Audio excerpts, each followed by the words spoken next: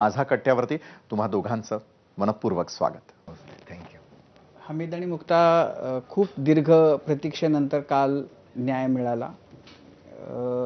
त्याच्याबद्दलच्या तुमच्या पहिल्या प्रतिक्रिया तर काल बघितल्या, पण आता जेव्हा तुम्ही सगळा गेल्या 11 वर्षांचा काळ बघताय, आता तुमच्या ह्या सगळ्या प्रकरणाच्या बद्दल काय भावना आहेत, काय वाटतंय तुम्हाला?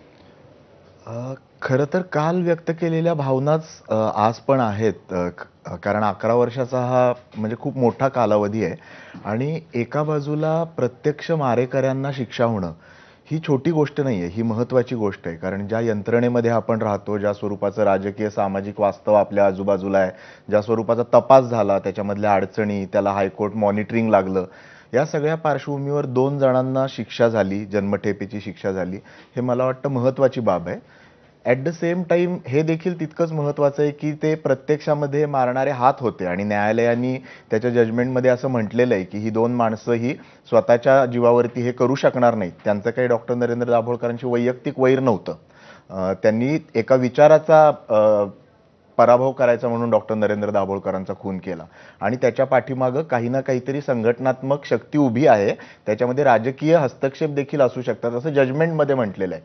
तर या पार्श्वभूमीवरती मास्टर माइंड त्याचे पकडले गेलेले नाही आहेत, हे समजू शकतो आम्ही. परंतु त्याच्याविषयीची लढाई ही मात्र सातत्याने चालू ठेवायला लागणार आहे आणि ह्या एका पातळीवरती हा विचारधारांमधला झगडा आहे आणि जो हा देशामध्ये गांधींच्या खुनापासून चालत आलेला आहे आणि त्यामुळं एका मर्यादेपलीकडे केवळ मास्टर माइंड पकडले म्हणून देखील त्या प्रकरणामधलं ते तडीस गेलं असं होत नाही, याची देखील आम्हाला नम्र जाणीव आहे.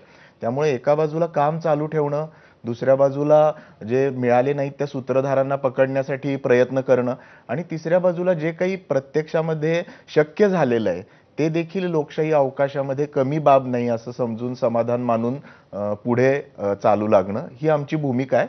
एक फक्त छोटी ॲडिशनल गोष्ट यात अशी आहे की डॉक्टर नरेंद्र दाभोळकर, पानसरे, कलबुर्गी, गौरी लंकेश हे सगळे चारीही एका कटाचा भाग होते असं वेगवेगळ्या तपास यंत्रणांनी त्यांच्या चार्जशीटमध्ये म्हटलंय. हे आमचं म्हणणं नाही आहे. आणि त्याचबरोबर नालासोपारामध्ये जे बॉम्ब बरोबर गोष्टी सापडल्या ते देखील त्या कटाचा भाग होत्या आणि या तपास यंत्रणा कोण आहेत तर CBI आहे, कर्नाटक SIT आहे, महाराष्ट्र SIT आहे, ATS आहे.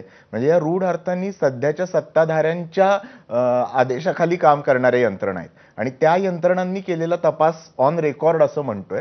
त्यामुळे उरलेले त्याच्यातले 4 जे खटले आहेत ते अजून चालतायत आणि त्या खटल्यांमध्ये जसे निकाल येतील तसं आणखीन वायडर कॉन्स्पिरसी नजरेसमोर येईल अशी आम्हाला आशा आहे.